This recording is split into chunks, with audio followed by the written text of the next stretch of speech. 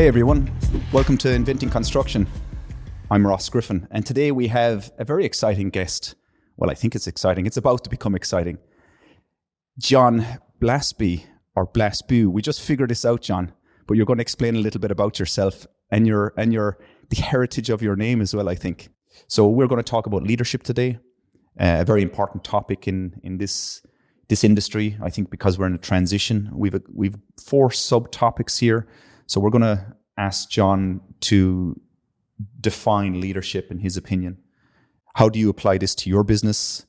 Empowerment or empowering, an important one, I think, because offering people the opportunity to control and manage their decisions is super important. And then obviously young leaders. What's our advice for young leaders? So let's hear from Jon. Give us an introduction, a little bit of an introduction here. I want to know a little bit about your past, your present, and your future, and also your business, Castiel. Okay, yeah, I'm not sure what I'll say about the future. I'm sure I can make that up as I go along. But the past and the present is a little bit easier. So, yeah, originally from the UK, been in the industry now, well, too many years, 30 plus years. Originally trained as a QS in the UK. But like many QSs, kind of evolved over to the project management. Spent many years working for kind of international leading cost consultancies and also engineering practices. Yeah. And then moved to Spain about 14 years ago. And for the last 7 years, have been part of Castiel Consultants that I'm co-owner of now. We've got a staff of 18 people across Spain, delivering projects, majority are in Iberia, but also overseas as well. And, really our current work is around how we can bring collective success that goes beyond the project. So we're not really happy with the kind of outcome that our industry is producing. Yeah. So we're looking at ways how we can challenge our projects, challenge ourselves to bring out a better result from the projects we're involved in. As to the future, I'm kind of intrigued to see how maybe in the future I can apply those leadership skills, or how we can apply those leadership skills to help other companies as well as just helping our own. We want to build a sustainable business that goes beyond the owners and keeps rejuvenating and regenerating itself, i.e. a sustainable business. But I think I'm also interested to see how we can then apply that to other businesses. And besides that, I'm quite heavily involved in teaching at a couple of educational institutions in Spain. So both acting as kind of course director and also taking classes as well, which is something I really enjoy. And we met a couple of years ago at an ICMS roundtable discussion in Brussels, wasn't it? With the RICS around standardization across the globe, but we came with our Danish hat on, of course, and you were coming with your Spanish with my sombrero on. The sombrero is Mexican, but I came with my Spanish hat. Then yeah. No, that was interesting. That's about standardization and changing and shifting our industry as well. So kind of set a good foundation. And I think the interesting thing there is I think we're very much in an international industry now, and that internationalization of the industry brings new challenges and new opportunities, and that's why we were both there looking at it through that lens, I guess. But come back to this your name, so Blasby. But Blasby is a Danish reference, right? So by in Danish is city or township. So you were telling me 2 minutes ago that your name actually is Danish origin. Yeah, exactly. And if you look down the east coast of England, you'll see lots of cities and towns: Grimsby, Scrapby, Hemsby, Filby. Yeah. So it comes from that, and the family is from the east of England, and I'm not quite sure where or when, but it's obviously originates from the Vikings coming over and having a party in the east coast of the UK, England, right? Yeah. It's totally relevant for today because we're recording here in Copenhagen as always in Denmark. So it's a nice little intro there. But for everybody listening and watching, we're going to talk a little bit about leadership today. And Jon is an expert in this area. And I've heard you talk a number of times about leadership within business in general, but also of the new adaptation of leadership. But we've kind of 4 subtopics I want to walk through, and we'll get into a little bit more detail on these. But the first one here is kind of what's Jon's definition, what your definition is of leadership, followed by how do you apply this to your business? And then what's interesting for me is empowerment or empowering people, obviously. And we're going to talk a little bit about young leaders. But first of all, Jon, so what is your definition of leadership then? Yeah, and I mean, before I start on that, I probably need to correct you when you said I'm an expert on absolute expert on leader, because and I think that's part of the journey for me is understanding that there is so much to the topic of leadership, and I'm a long way away from being an expert. I'm on that journey, but I think that's that's part of the fun and that's part of the challenge, and and I think when I say the journey, I think the big difference when we talk about leadership is the difference between management and leadership. And management is what many businesses have relied on for many years.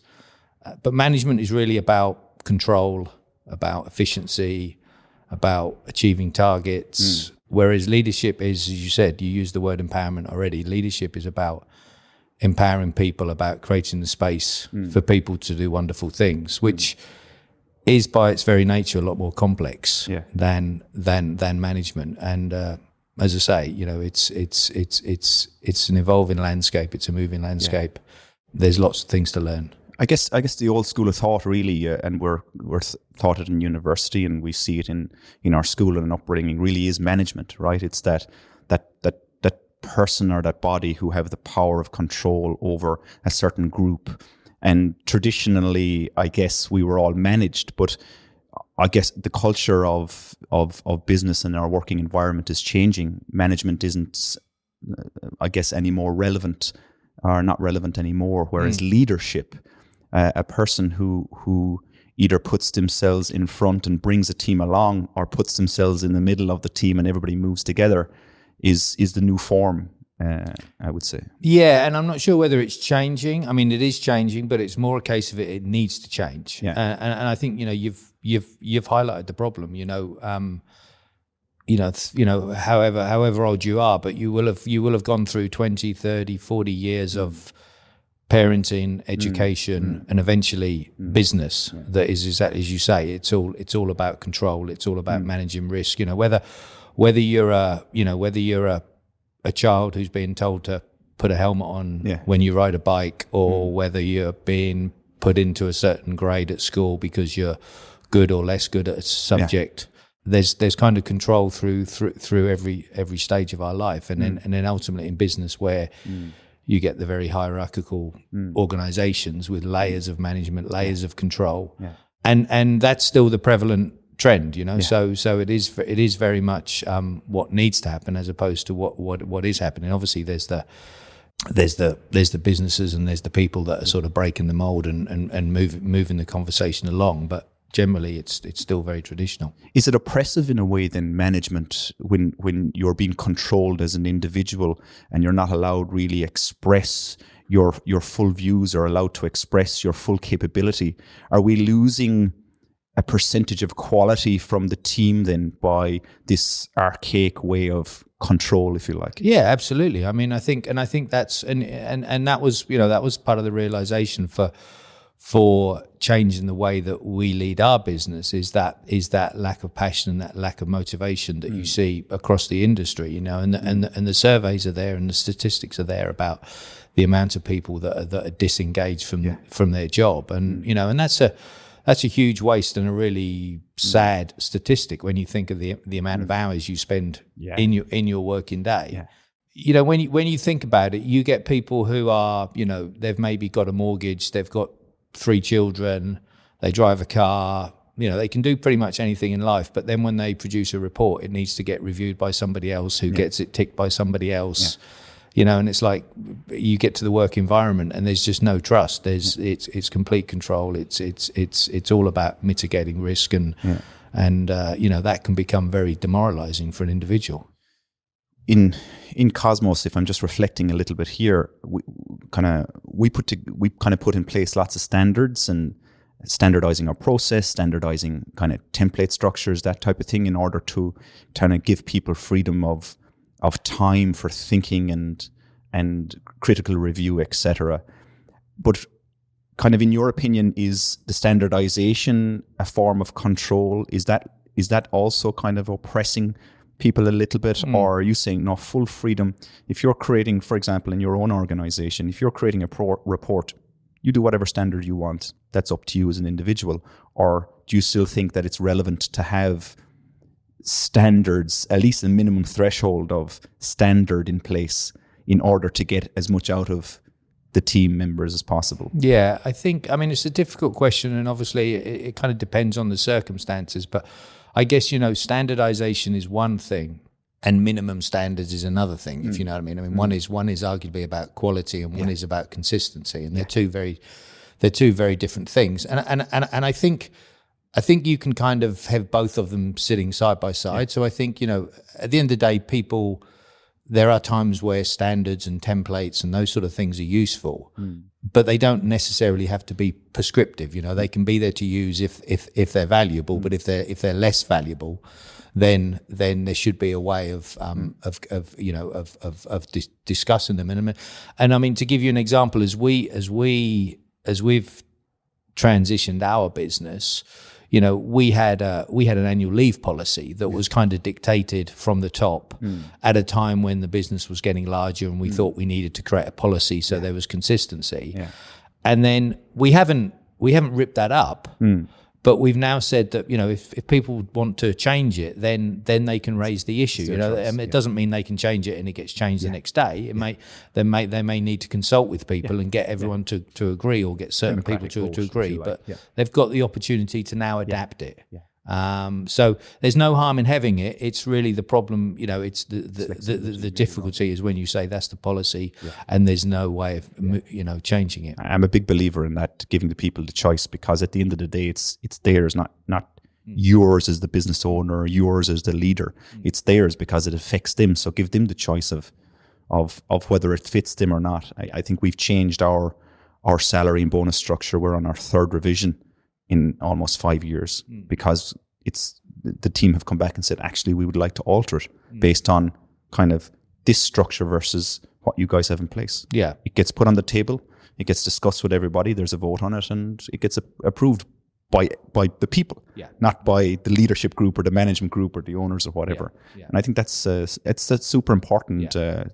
So people have control of their lives. Yeah. As you say, you spend a lot of time in the office, in work, every day, every week, every month, every year. So one of the things that when we talk about our business to people, people often kind of say, "So how do you make decisions? How the idea of getting many people to make a decision, does that slow it down? Does that make it impossible?" But I mean, at the end of the day, it's not a case of everybody decides everything. It's a case of the appropriate people make the appropriate decisions based on their skills and competence, or based on seeking advice from other people. And as an organizational lead of the business, my role is to make as few decisions as I can. Yeah. And to allow others to make the decisions that need to be made. So are you finding then that it's easier for people to transition into leadership rather than traditional management? Is it a role for everybody? You've asked two questions there. Is it easier? No, I don't think it is easier. Partly because of what we've said earlier about the kind of the upbringing we've had, the education we've had, the many years in business that people have had. So it is a change of mindset. It is a new way of thinking. It does take adaptation. It really you really have to kind of unwire some of the things or unlearn almost some of the things that you thought were standard practice.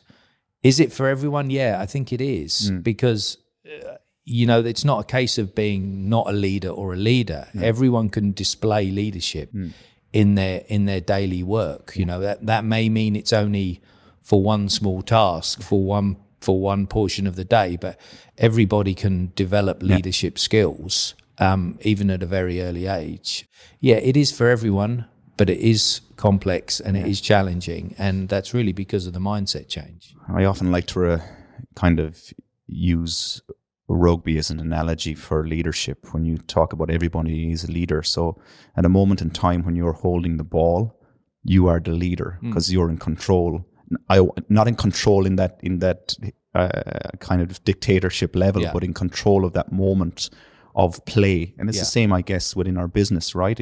If you are leading that task, that project, that team, that group, you have the responsibility at that moment in time for whatever period, for whatever level of responsibility. Yeah, and I think, you hesitated with the word control. I think it's more about if you've got the ball, then you're influencing what the rest of the team are doing. If you run to the left or run to the right, that's going to influence what the rest of the team do. It's also going to influence what the opposition does as well. Indeed. Yeah, but I think it's a great analogy, and you can pick that up anywhere. That and when you think about it in the work that we do and the work that our businesses do, then you can clearly see that anyone has the opportunity to demonstrate leadership at any moment of the day. Yeah, it's interesting. So basically, all of you are leaders out there. Hold yourselves to that one, I would think.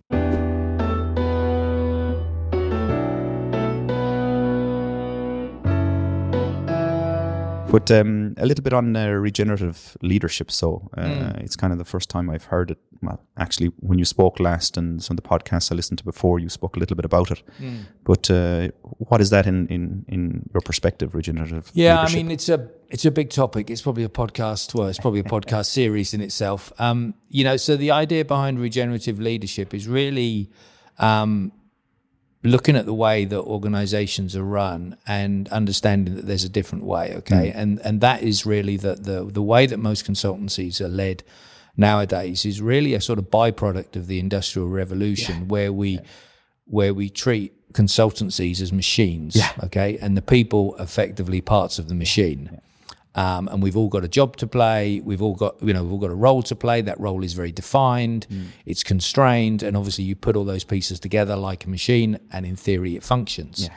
The idea behind regenerative leadership and regenerative thinking applied to a business is the idea of thinking of living systems, which is nature, and effectively understanding that businesses evolve. They're born, they prosper, they die, they decay.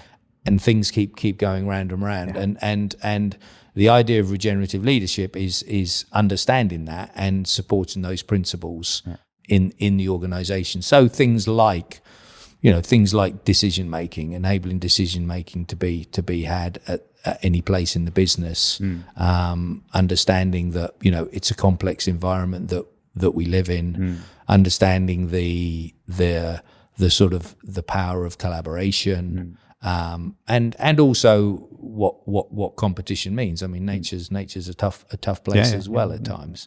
But it's really allowing the organisation to be an evolving organism that will then prosper.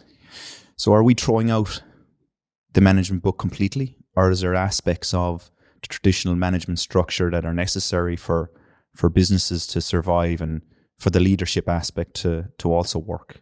Yeah, I mean, maybe in the future the answer to that is yes. Certainly in the short term the answer is no, because at the end of the day it's going to take a while for things to evolve, and whether it's certain cultures will evolve quicker than others, certain industries will evolve quicker than others. Public sector, private sector, and then just size of organizations as well. But interesting when you look at the examples of businesses that are prospering in a regenerative fashion, then there's no boundary to what type of small, big, different sectors, public, private, different countries. But the interesting thing, I'm involved with an institute in the US at the moment called NRhythm, and we talk a lot about regenerative leadership, and they talk about regenerative leaders who have only ever known regenerative leadership, normally from kind of indigenous populations, but they kind of laugh when they hear that people are being taught in regenerative leadership, because it is effectively, it's natural and it's nature. But as I say, it comes back to this idea of we've wired ourselves to think there's a different way, and now we need to unwire that thinking. There's a good post I see pop up on social media from time to time about the wolves and how a wolf pack walks and moves. they're always led by the slowest, so that slowest or oldest or whatever way you want to look at it is the wolf that leads, so it's not left behind and dictates the speed. And I really like that analogy, when you're looking at and going, it's not about racing, it's about protecting the pack. You're stronger as a group, moving in the same direction at the same speed, all of that that aspect I think is I think part of this regenerative leadership, olden styles, is that you're racing ahead and, forget about that person behind or that those people behind are too slow. Yeah, and that's interesting when you think about collaboration. I mean, that's one of the things that we're trying to bring into the business and kind of, filter through the staff, is this idea that collaboration can be so much more powerful than competition. And that means collaborating with companies that could be considered to be our competitors, and that's a very different mindset, and it's just really overcoming this idea of the zero-sum game that kind of says, we win a client and a competitor loses a client. Well, that doesn't really achieve anything for anyone, So how can you create collaboration across the industry, across different companies to produce a better result for everyone, both for the clients and for the organizations and for the staff? I don't believe in the winning and losing. I think it comes down to people at the end of the day. I think successful projects and successful teams are successful because of the individuals you have around that table or in that team at that moment in time. The ones that fail is because of the people, the clash of personalities or egos or whatever, So there is no winning and losing. It's whether you're at the right moment and the right time with the right group of people or the right formula. That's where the success comes from. Yeah. The decision of choosing the team might come down to the zero-sum discussion. But I think a lot of companies are really understanding that that's actually, there's no value in that anymore, that they're looking more for the softer elements, the softer skills, the interpersonal. Can I work with this person? Can I communicate? Do I feel comfortable in my skin, in my position with this person beside me? Yeah. And that's changing then how we look at business opportunities and this competition versus collaboration. Yeah, and you make me think of, the irony is that, when I talk about regenerative leadership or what we do as a business, the irony is that what our services, as in project management and cost management, like Cosmos, it's very control centric. It's about managing risk. It's about protecting money for our clients, which is a kind of challenge that we have. How do we bring and how do we promote a better solution, whether it's on the project or on the wider outcome, in an industry that's very much about managing risk? And I think that's project management is a great example. Project management used to be all around process, about control, about consistency, standardization, reporting, and that's underplaying the huge power that you're referring to there around the power of the individual, the power of the team, and that's where you can really make a difference on a project. And I still do believe that process and standardization is key to project success, but I think the special formula here, or the special ingredient really, is structure and transparency. I think a lot of the historical aspects around project management and cost management is secretive. Keep it for yourself. Never share the cost, never share the budget, never share, certain aspects of risk. Keep that. Don't tell them that. Keep that for ourselves. That aspect causes those challenges in projects. Being transparent and letting it open allows for discussion. As long as the team you have on the other side, or I just kind of non-collaborative there, the team you have around the table have the same mindset, because it is about that open communication, I think, and again, changing from management to leadership. But on that point, I agree with you. But again, if you then reverse that back to the organization, that's where these things kind of manifest, you see. Because one of the areas of transition we've got in the business is from secrecy to radical transparency. Now, that's not at a project level. That's at a business level. Okay. So, for example, everyone in our company knows how much everyone else gets paid. Yeah, same as us. And that idea of transparency. If you haven't got that idea of transparency in the organization, then you're going to struggle to talk to a client about transparency and say you should declare your budget, because you're not walking the walk, kind of thing. It's an interesting concept. A lot of people struggle with the idea of that of full transparency, especially around economy, especially around money, because tradition has it that that's a very closed subject. You don't speak about it. You never ask a person how much they paid for their house, their car, what's their salary, how much did the holiday cost, that type of thing. When in reality, like, who cares? Yeah, and I mean, we do it for a reason. We don't do it just because it seems like a good idea. I mean, the reason we've got transparency throughout the organization is because we've delegated the authority to the staff effectively to almost run the business, in a sense. I mean, they make decisions, they submit fee proposals, they deliver the projects, they control the success of the project or not.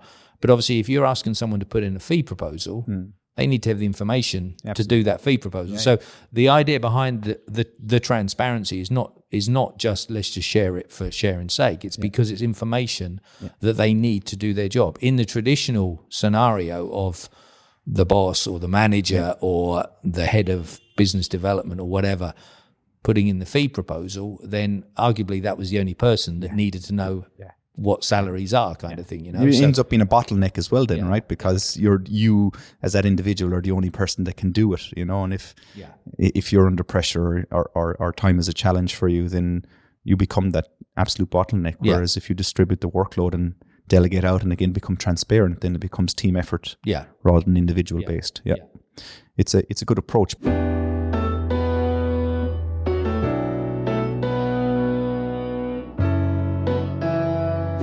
So how do you apply this to your business? Now, we talked a little bit about it, but distributing authority, for example, within a leadership, honesty and transparency, I think you mentioned, which is key. I like that that we have very similarities there between the businesses in terms of just openness and transparency, and let people decide for themselves, and then experiment and adaptation.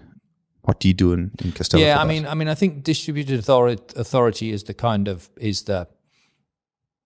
concept that sort of drives other concepts beneath it. Okay, and the idea behind distributed authority is that we've got the office or the business working in teams, and those teams are effectively self-managing teams, and they've got the ability and the responsibility to win work, to deliver work, to recruit, etc., etc. And they obviously need the information to do that. But to sort of support them and to allow them to grow, there are other areas of transition that we've got. So, for example, the one you talk about there, experiment and adapt. So, it's from plan and control to experiment and adapt. And experiment and adapt is a great way of learning and developing. Challenging as well, I would say. Well, it's challenging in the sense that people are not necessarily comfortable with it, because what it also embraces is the idea of failure. Experiment and adapt means you experiment, you look at it, you often don't do it correctly, so you learn from that. And that's, so the idea behind experiment and adapt is really creating that environment where people are comfortable to push the boundary. They feel confident enough to be courageous, to innovate, or reinvent, or invent as the podcast is called. Exactly right. But that's the importance of the experiment and adapt. It gives people the freedom to try new things. I don't believe in failure. I don't think there's such a thing. I think everything is a learning and a process, and you adapt, as you mentioned. But to fail is just going down the wrong road, but you learn so much that you can come back and try different direction. But that knowledge and experience you've gained as you head down towards that wall allows you to continue further on the other journey. And I don't think there's such thing as failure. I think we put that in place, going back to our management thing in our schooling days, and that, again, Industrial Revolution, how we're educated, we look at either pass or fail. It's either pass or fail. But it's not black and white. There's no such thing as that in a business sense or in the life's journey. You're always adapting. I think you opened up the conversation. We're all learning. We're all scholars here continuously. We might not be the experts, but at least we're willing to push the boundary a little bit. I think it's semantics personally. I mean, I hear people say, "Oh, we don't fail, we only learn," and Colin, my business partner, he loves to celebrate failure. Yeah. So, but it's all the same thing. I mean, the point about failure or not getting things right is, one thing is making a mistake or making a wrong decision, but the important thing is the learning from that. Whether they then want to change the name, I think is semantics. Yeah, I guess it depends on what your KPI, what you're kind of referencing that failure against, right? But it's down to I prefer the positive rather than negative. I look at failure as a negative. I much prefer the positive. If it's positive, there's a better frame of mind coming out of that when you hit that wall and you have to kind of take a few steps back in a different direction. But it's interesting to sort of think about what's driving you to think. Why are you thinking that failure is a negative? What's behind that thinking? Yeah. Well, behind that thinking is that education that you've gone through. Yeah. That doesn't, maybe that was the problem. The education was the problem, not the thinking now kind of thing. Things happen, accidents happen, mistakes are made. It's in nature as well. Everything's not a glorious success either. I always like the idea of giving everybody the opportunity, regardless. So, empowering them to make the decisions, and kind of this subtopic of empowerment or empowering, I think is interesting, because you mentioned earlier on that you believe that everybody has a leadership quality in them, but not everybody can lead at the different. I hate using the levels description, but at every level, not everybody has the ability, I would say. What's your opinion on that, or what way do you look at that of empowering someone to lead rather than traditional management layers and so on?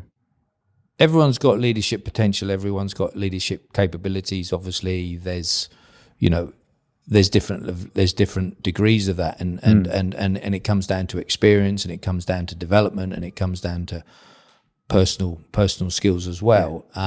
But I think the point is it's not black and white. It's not yes or no. And I think the opportunity to learn those skills and to develop those skills can start at a very early days in someone's career. It doesn't have to be a thing that only happens after certain, so many years in the industry kind of thing. So I think it's more about acknowledging that leadership is something that evolves over many years, as opposed to something that you get to and then suddenly you become a leader. I always have the idea that it's difficult to teach leadership to a certain degree, that it's something that is ingrained in you. You have or you don't, but you can teach anybody anything, I guess. I'm assuming your opinion is that you can teach anybody to be a leader. It's not something that is natural or unnatural to individuals. No, absolutely. I mean, I think I guess it's fair to say that some people have got the personal skills where they pick it up easier than other people. But no, everybody's got the opportunity, and I think it kind of it raises the issue of privilege as well to me, which is that some people probably expect to become leaders, and others people probably think that they're not able to become a leader. And I think that's a really interesting sort of status quo to challenge, and actually really look to see where the potential is in the people that perhaps are not the obvious leaders. And at the end of the day, it's about maximizing the potential that everyone's got. That doesn't mean they're all going to get to the same level, but if you can maximize that potential, if you can give them the space, to grow and develop, then I think that's what we should all be trying to achieve. They're getting the most out of you in their day, and you're getting the most out of them, I guess. And not in the sense of extracting value or quality. It's just people feeling that they have put in a good effort or a good graft for the day, and they're happy with the fact of where they are in their business or within their profession. Yeah. It's a challenging one. I think we talked a little bit about it yesterday when we were having a bite to eat and a beer. We only had one beer, by the way. That often in organizations, people move through those levels that might not necessarily be suited to it. Yeah. And, you kind of have mentioned from an expert to a coach, if you're a technical expert, your ability in your specialization is way up there. But transitioning from your technical knowledge into the coach or leadership role is quite difficult, but often that's kind of misunderstood, I think, in larger organizations, and technical people just move up along the ranks into leadership roles and not fully understanding the requirements around it. Yeah, and I think that's, and I don't think it's confined to large organizations, but I think it's, it is the classic consultancy business where the best technical person or the best technical person tends to then get promoted and become the manager or the leader or whatever, without any real recognition or acknowledgement of the importance of the new role that they're doing. I mean, obviously, as they take on a more senior position, their technical expertise is less valuable. Yeah. And actually, when you start to talk about leadership and empowering, that technical knowledge actually becomes a hindrance. Yeah. And that's one of the biggest challenges that I've found is that people ask me for my advice and my opinion, or even my, to make a decision.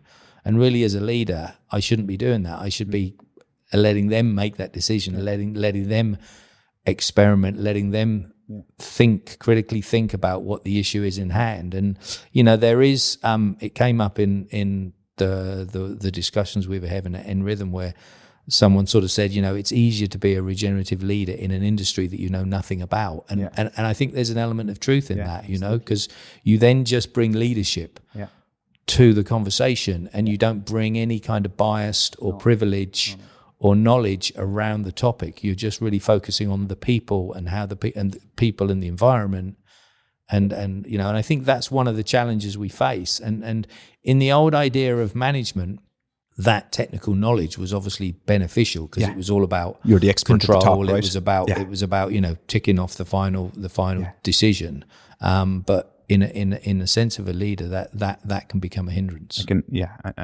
I can see that, and we come across it in our daily work environment, where I do think that when you are a technical expert into leadership, that technical expert role is your comfort zone because you've done it for so long. That's where you started your career, and you've built your career based on that technical knowledge. So you will always revert to that as your comfort zone if things get difficult for you, I would say, because that's where you feel most comfortable. Yeah. And I do like the idea of someone coming into the business that has no knowledge of the business and is just there in that leadership role because they can't answer the technical questions. Yeah. They have absolutely no idea. They have to go to the technical expert to get that expertise. But what they can do is bring their knowledge around that leadership role. That's really interesting. Yeah. And it's funny you use the word. It's interesting you use the word comfortable, because I have used the word uncomfortable in terms of my leadership when I first started to think of myself as a leader. I kind of called myself the uncomfortable leader, and it was partly around not necessarily being entirely happy with the idea of being a leader. Yeah. But now it's more about the uncomfortableness it kind of creates for me in terms of my learning. That idea of not making a decision, allowing other people to make a decision. It's a challenge, and I have to, there's another part of that is the idea of kind of going slow, not trying to necessarily make a decision immediately on everything, letting things kind of sit there for a little while and let people digest the issue and think about the issue, maybe come back the next day with them with some thoughts. Again, it's kind of contrary to the efficiency, agile thinking, et cetera, everything needs to be done now. Rapid, kind of thing. But the idea of kind of slow leadership, I think, is also an interesting concept. Very interesting, because I always consider, quick decision making to keep things moving, keep the train on the tracks, etc. Right? But I guess certain day-to-day decisions need to be taken, non-influential, not big ticket, but the larger business strategy kind of decisions, you need to have time to really consider. It's like that, have you ever got that mail in from someone where you're writing a response and you're writing it angry and they say, never send a mail angry. Write it, let it sit there for 24 hours, come back in the morning, reread it. 9 times out of 10, I'd say 9.9 times out of 10, you will never send that mail. No. You will never send it. The same principle is for that decision making. Yeah. Make the decision your best choice, but then sit on it, consider it, reflect on it, get advice and opinion, and then see if it is that same decision. If it is, wonderful. If it's not, you've given it the time it deserves. Exactly.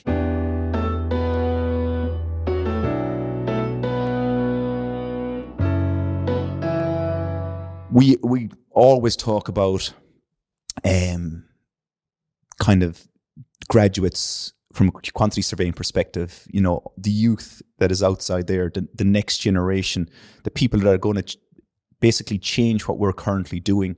And I think it's important today also to talk about young leaders, people coming up through the ranks, if you want to call it. Kind of what is your advice then for young leaders out there, or people that have aspirations to be leaders? Yeah, and I think young leaders, it's an interesting description because is there young leaders, old leaders. I think it comes back to this point that everyone can demonstrate leadership and can develop leadership wherever they are in their business. So I think the idea in terms of advice, I think it really is about finding an environment that allows you to develop and allows you to flourish. It's not something that I can I'll get that in 10 years time or 20 years time. No, it's something that you can start to develop now, and before you even get into an industry, it's something that you can start to develop. But I think it's really about looking for the organization and looking for the environment within that organization that acknowledges the importance of leadership and gives you the opportunity to develop it. Obviously, if you're in an organization where that's more challenging, there are ways of developing it outside, and there are tools and there are frameworks and there are courses and there are lots of great organizations talking about it now and developing it and which are great spaces to be in. I guess when I consider a definition of leadership, I always think of that extroverted kind of individual, even in university, that individual that takes on the project work and becomes the project manager of the project work and becomes the person that presents it and at presentation time and all of that stuff. But in reality, your definition of different capabilities within leadership I really like, because it's not always about that individual that's in front, that's visible, I would say. Yeah. Because the voice might be louder of the team members behind, because they're giving that individual the voice, if you like. Yeah. Well, ironically, that one person at the front could be the one that's showing leadership the least. Yeah. Because they're not thinking about the power of the rest of the group or the rest of the team. Exactly. They're effectively thinking that everything revolves around them. So arguably, that's that could easily be the person showing the least level and appreciation of leadership in the whole group. Yeah, totally. But I think that's what it comes back to, that point about teamwork. Yeah. It's about taking those skills from all the and not everyone. Not everyone is the same leader. Not everyone demonstrates leadership in the same way. It's really bringing all them skills together and understanding what those skills are. And that's a big part. That a big part of it is just understanding that, understanding the different traits that people have got, and bringing out the best in everyone. Yeah, I think teamwork is really the catalyst when bringing that together. You can't do it your own as an individual. You need everybody to work together. It's like projects at the end of the day. It's not one group, one organization delivering. It's a team effort with a singular focus. Yeah. I guess our industry is a little challenged in that way because of traditional procurement and contracts and relationships and all of that are segregated and structured in a way that team and collaboration doesn't really work. But perhaps new ways of thinking and new approaches to consultancy like you guys are doing, new ways of thinking around leadership rather than management, team environment and collaboration, kind of ecosystems rather than hierarchies will eventually feed into that ideal that maybe we're not structuring our projects the correct way. Maybe we're not approaching the industry in the right way. Maybe we need to rethink how we're doing this in the future. Yeah. Well, and I think that's, I think we'll touch on that in the other podcast, but I mean, that's, that to me is the core challenge with our industry, that our industry is all about making money. Yeah. And making money drives certain types of behaviors. Yeah. And those behaviors are more supported by control, checks and balances and control than they are by experimenting and adapting. It's about managing risk as opposed to exploiting opportunities. I think that's a wonderful wrap up for this discussion. Really enjoyed the conversation, Jon. On to the next one, I guess. Okay. Excellent. Thank you. Thanks.